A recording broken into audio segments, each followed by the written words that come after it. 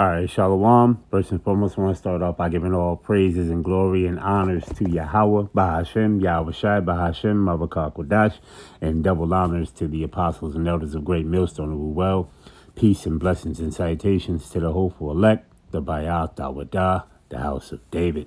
Right, so as you can see, let's go here real quick, right? It says U.S. thought of reciprocating Venezuela, right, and Iran, but failed. See, because what they did was they went over there, they took down Maduro, right? Took over, set up a puppet leader over there, right? Stole the resources from over there and things of that nature. So they thought they was going to reciprocate that same thing by running into Iran and doing that same purpose, right? The least of the flock should draw them out. So what they did was, what Israel did was, they brought the whore, the bully, right? They brought Debo with them, which is Babylon the Great, to go over there and try to Debo them out and try to take over their central banking, try to take or set up a puppet leader, kill the Ayatollah, and do all these many different things right here. See? In the midst of these things, right?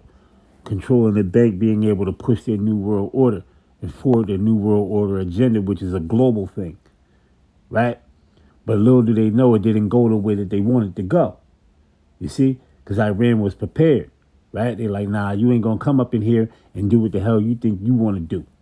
All right? You see? We gonna whoop some ass too. You see? You see? Because that's what Babylon the Great did when he went over to Venezuela. They deboed Venezuela, man. They told him to shut up, punk, before I knock your ass out too. And that's what they did.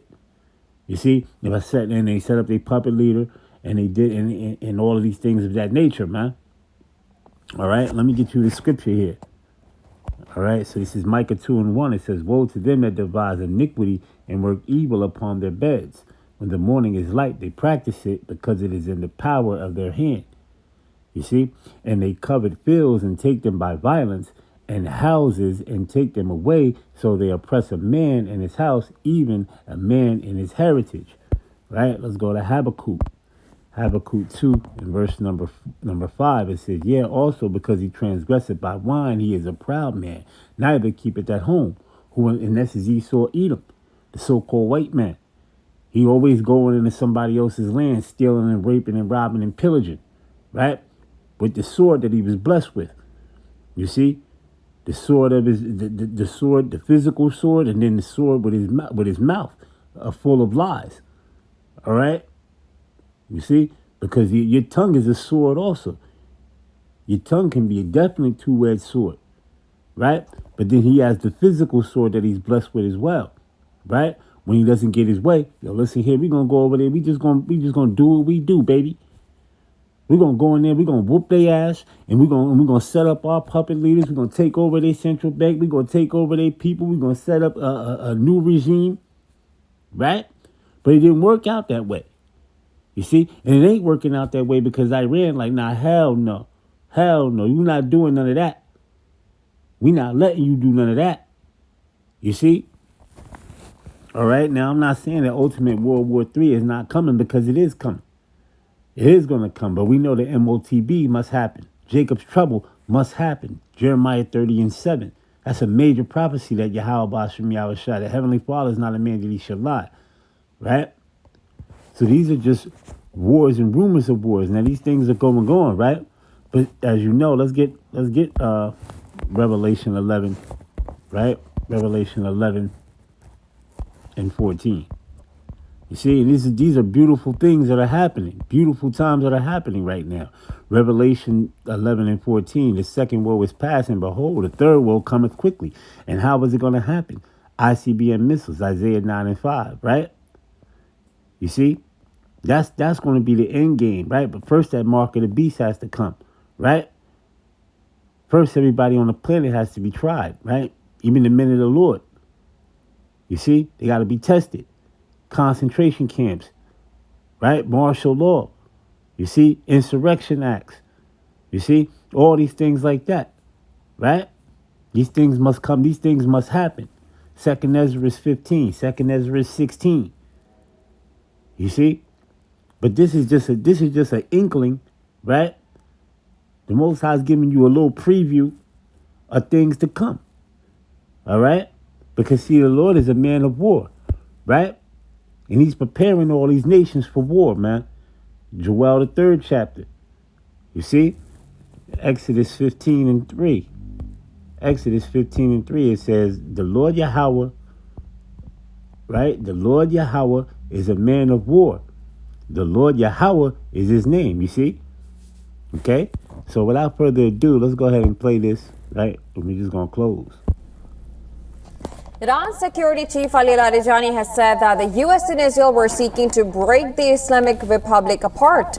In a pre-recorded interview broadcast on state TV, he asserted that Iranian leaders were united in fighting both U.S. and Israel. Larijani said that the U.S. was seeking to replicate in Iran a scenario similar to Venezuela, where interim President Delcy Rodriguez cooperated with Washington under the threat of violence after Nicolas Maduro's ouster. Larijani further went on to say that he believes the Americans do not understand the context of West Asia, especially Iran. Trump does not understand that Iranians may have differences among themselves, but they are still Iranian, and they stand with Iran. The idea of breaking Iran apart will not gain their cooperation. And besides that, they have seen your history of interventions in the region. The Persians ain't no punks, man. You see, Elam ain't no punk.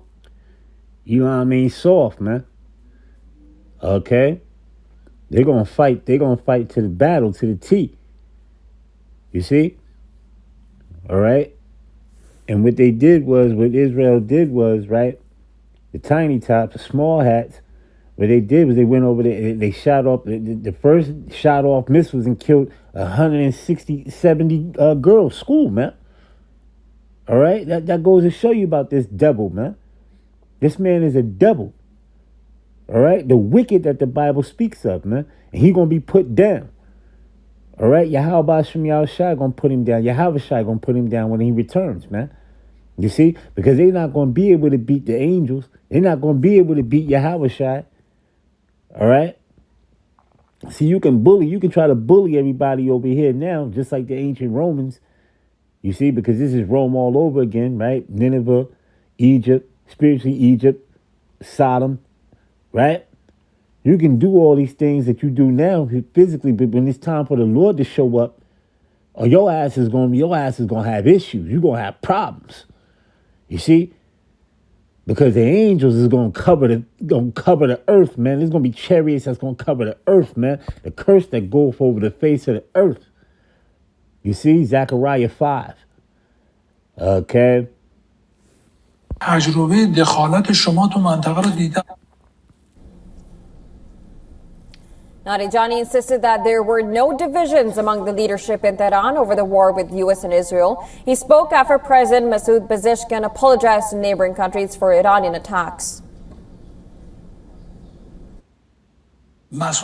Our leaders are united on this issue and have no disagreements with one another. We have no divisions among ourselves in fighting Israel and the United States. You see, they're going to come together. They're going to come together because they're going to fight against this devil.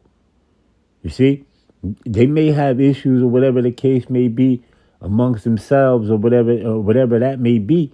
But when it comes against going up against the small hats and going up against Babylon the Great, they're going to come together. You see? Because that's what they do. They're going to come together. They're like, hell no, they're not messing with us, man. All right? Larijani's remarks come at a crucial point as Islamic Republic remains without a leader after the killing of Ali Khamenei. Larijani added that the three-member leadership council overseeing Iran had requested the arrangements be made to convene the assembly of experts, but did not reveal any date. And see, that thing with Venezuela, that all came from the tiny tops, right? Donald Trump got orders. Nero 47 ended up getting orders from the tiny tops. Yo, we got to run up in Venezuela. We got to take that over. We got to take the central banks over. Right? We got to get it on board. We got to set up a new regime. You see? We got to take over the resources, the oil, right? Uranium, gold, whatever they possess, the gold, uranium, whatever they possess over there. You see? And that's how that went down. right? A surgical strike. You see? But then when it came down to this wasn't gonna be no surgical strike. They like, nah, man. Listen, Iran ain't putting up with that. You see? They coming to the battle hands up. You see? They coming to Mike Tyson niggas. Okay? Knock your ass out. All right? With Babylon thought they was coming in deboing, they were like, oh, nah, we got to debo. Tell them niggas to tuck their chain in because we're gonna take it. You see? But that's not the case. All right? 9. شورای رهبری Our Leadership Council has announced that the necessary arrangements should be made by the security forces so that the Assembly of Experts can convene under appropriate conditions and make its selection for the next Supreme Leader. شروع بکنن. Earlier, Larijani had put out social media posts claiming the capture of a number of American troops. He said that the U.S. was lying and claiming that the soldiers were killed instead of taken prisoner. However, And that's all the Western media does is lie, right? Manipulate. You see, that all the Western news media is manipulate because it's all ran by the tiny tops. You see, they're not gonna push out the things that's actually facts. You got to go look for things that in alternative news, man. You see? Washington has denied the claim. Larijani made this post after U.S. President Donald Trump attended a ceremony for the transfer of the 6 American soldiers killed in Kuwait.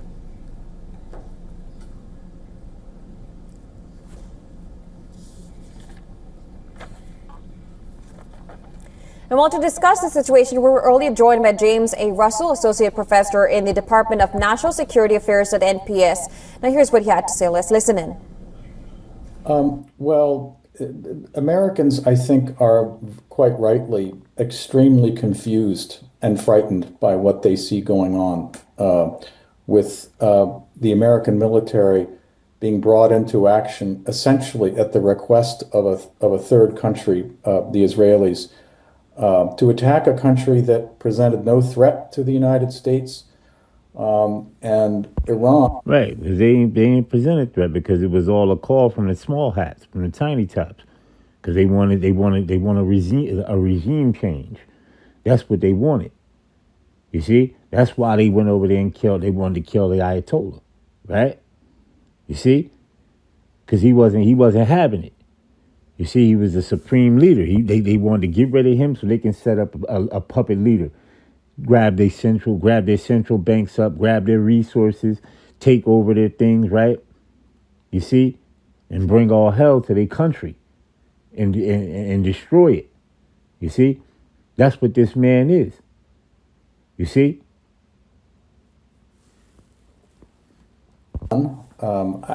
So I worked in the Pentagon for many, many years and participated in a wide variety of different war games. And in war games in the Gulf involving Iran, the first thing that always happened was they closed the Strait of Hormuz, which, of course, has serious second-order consequences around the world for world economies, as the Qatari energy minister reminded us. And the Trump administration appears not to have planned for this. In other words, again, it just fits with this sort of confused, scattered approach in which they apparently had no idea of the steps that Iran would likely take. Let me get this here in Revelation 6. Right? Revelation 6. All right. And let's jump down to verse number 8. It says, and I looked, and behold, a pale horse, and his name that sat on him was death, and hell followed with him, and power was given unto them over the fourth part of the earth to kill with the sword, and with hunger, and with death, and with the beasts of the earth. See? In the event of hostilities. And it's clear that Iran is fighting the war at the strategic level, and they're prepared to exert pressure across the international system, which they can do with the closure of the strait and the effect on world energy prices. And in the United States today, there's an affordability crisis, by which I mean a general sort of increase in the cost of living across the board, which of course President Trump denies, but it's true. And so this all adds up to, again, as the war continues, Iran has signaled that it's not giving up. We can only expect that these negative consequences are going to continue to multiply, and are going to continue to induce increasingly desperate actions by both the United States and the Israelis. Iran has vowed not to surrender and said that it was prepared to continue the war for at least 6 months. And that was in response to President Trump's suggestion that the U.S. would hit Iran hard and also attack regions and individuals that were not previously considered targets. Trump's remarks on social media came after President of Iran, Masoud Pezeshkian, vowed that the country will not retreat from its missile attacks on Israel and the Gulf nations that are hosting American soldiers. But the shadow of political uncertainty still looms large over Tehran. Earlier, Iran had also said that there would be no peace in the region as long as U.S. bases remain in West Asia. But what is the Iran endgame for the U.S. and Israel? Well, a week into the war, it seems like the plan would cut off Iran's leadership, destroy its military ability, and prevent it from rearming and regrouping. But the full picture is still unclear. German Chancellor Friedrich Merz warned that the U.S. and Israel not to start an endless war that could destroy Iran. And Merz said that this could lead to a new migration crisis in Europe and lasting economic damage. Analysts bet the rise of a political military nationalist alliance is more likely in the near future, while Trump may want to select a leader he can negotiate with. We read that in 2nd Habakkuk, the 5th chapter. 2nd Habakkuk, the 5th verse.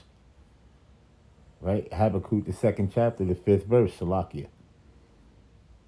It will be challenging to find someone acceptable to Iranians, other nations, and global powers. Whoever takes it over in Tehran, the leadership will have to mend fences with their Gulf neighbors. Saudi Arabia may secretly want outcomes that make it harder for Iran to be able to attack the Gulf area again. Concerns have grown in Turkey after Iranian ballistic missile was detected in Turkish airspace by NATO air defenses. That brings a crucial NATO member closer to the fight. Despite Iran's policy of targeting Gulf countries, Turkey maintains its emphasis on diplomacy, even as it warned Iran to be careful. That criticism is only likely to increase in the coming days. Even faced with an unprecedented convergence of external pressure and internal strain, Iran is fighting back hard. The country has vowed to retaliate in a proportionate manner, but Iran said it was not ready for a long war, suggesting a more calibrated approach to their retaliatory action. Look at those stars that fall from heaven.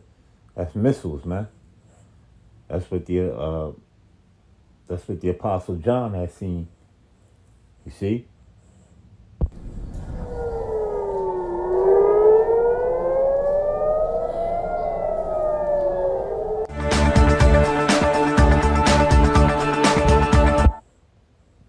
All right, so with that, I want to give all praises and glory and honors to Yahweh, Bahashem, Yahweh Shai, Bahashem, Marakah Kodash, and double honors to the apostles and elders of Great Millstone and Well, peace and blessings and salutations to the hopeful elect, the Bayath Dawadah, the house of David. Shalom.